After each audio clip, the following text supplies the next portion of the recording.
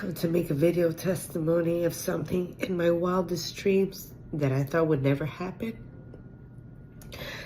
A year ago, I happened to show up at Amateur Works for a Jewish prayer fest when things were going really hardcore with Israel and Hamas. The 250 hostages were taken. Lots of things were going on there that I'm sorry, I'm just a little emotional right now. I happened to go to a kiosk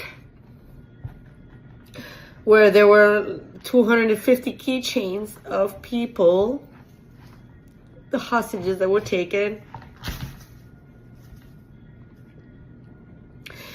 And I remember having a chat with the lady, and, she's like, there were some things we didn't agree with, but she's like, pick a keychain and take him and pray over him. And I was like, really? Can I do that?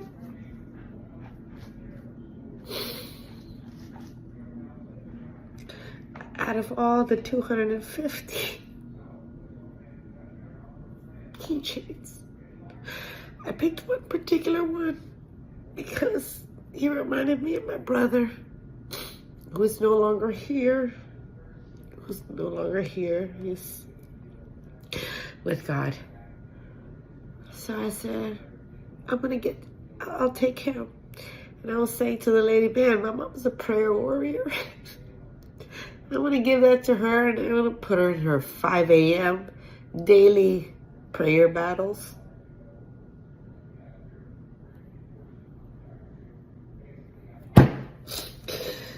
To make a long story short,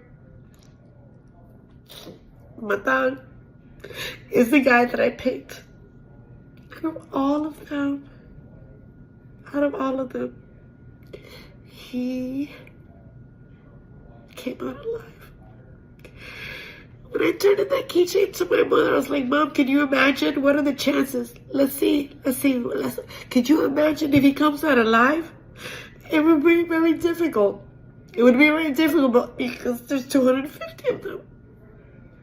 What are the chances, Mom? Let's pray over this guy. Let's pray over this guy and see what happens. And he was one of them.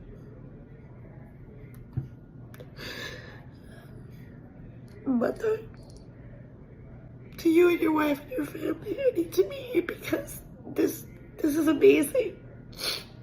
I'm here in Tampa, Florida, and you're in Israel. What are the chances? What are the chances I pick you? Because you remind me of my brother who's no longer here, and you come out alive. One of the most consequential moments in history unfolding this morning in the Middle East. The long nightmare for the families of the Israeli hostages is over. All 20 of the survivors released hours ago into the arms of their loved ones, and I cannot get enough of the videos. They're incredible. All right, we're going to go through a few of them. Among those released, 25-year-old Matan Zangauker. He was kidnapped from his home on October 7th. His final text to his mother that day was, Mom, I love you. Someone is here. Last week, when his mother found out he would be released, she said the moment she was looking forward to the most was when her son's eyes could sink into her own. Today, she got that moment. Watch.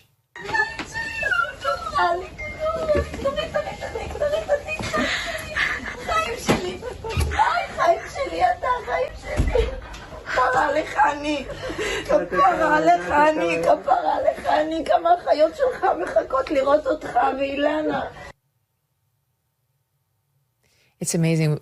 In each one of these, they're holding on to them like they might never see them again. I mean, they're holding on to their sons exactly the way that you would hold on to your son.